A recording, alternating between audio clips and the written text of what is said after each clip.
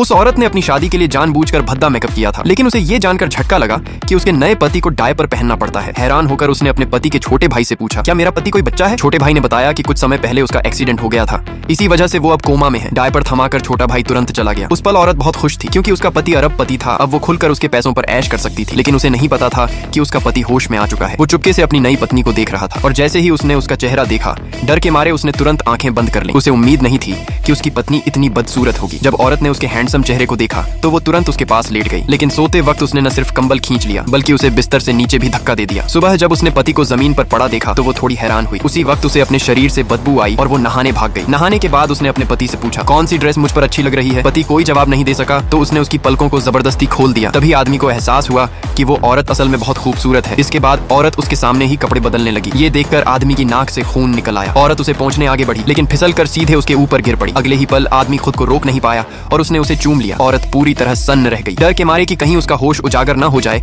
आदमी फिर से कोमा का नाटक करने लगा, क्योंकि उसने उसके दादाजी से वादा किया था कि वो उसका पूरा ख्याल रखेगी। औरत उसे नहलाने लगी। तभी उसने देखा कि उसके पति के पेंडेंट पर एक श्राप लगा हुआ है। उसे कुछ गड़बड़ लगी। वो तुरंत कमरे में दौड़ कर गई। वहाँ उसे कई ऐसी चीजें दिखीं जो उस श्राप को और मजबूत कर रही थीं। श्राप तोड़ने के लिए उसने गमले तोड़ दिए और दीवारों पर लगी पेंटिंग्स फाड़ दी। ये सब देखकर आदमी अंदर ही अंदर भड़क गया, क्योंकि वो सारी चीजें बेहद कीमती थीं। लेकिन तभी उसे एहसास हुआ कि उसके हाथ हिल सकते हैं। औरत के जाते ही वो पूरी तरह ठीक हो गया। फिर भी औरत की सच्चाई परखने के लिए उसने कोमा का नाटक जारी रखने का फैसला किया। जब औरत वापस आई तो उसे समझ नहीं आया कि वो व्हील चेयर पर क्यों बैठा है। वो मुश्किल से उसे उठाकर फिर से बिस्तर पर लिटाने लगी। उसी वक्त आदमी का छोटा भाई दरवाजे पर आ गया और अचानक उसने औरत से अपने प्यार का इजहार कर दिया। औरत को ये बेहद बेहुदा लगा। उसे टालने के लिए उसने कहा, चलो कहीं और बात करते हैं, लेकिन ये सुनते ही आदमी गुस्से में सीधा बैठ गया। पार्ट 2 देखना है तो कमेंट करो।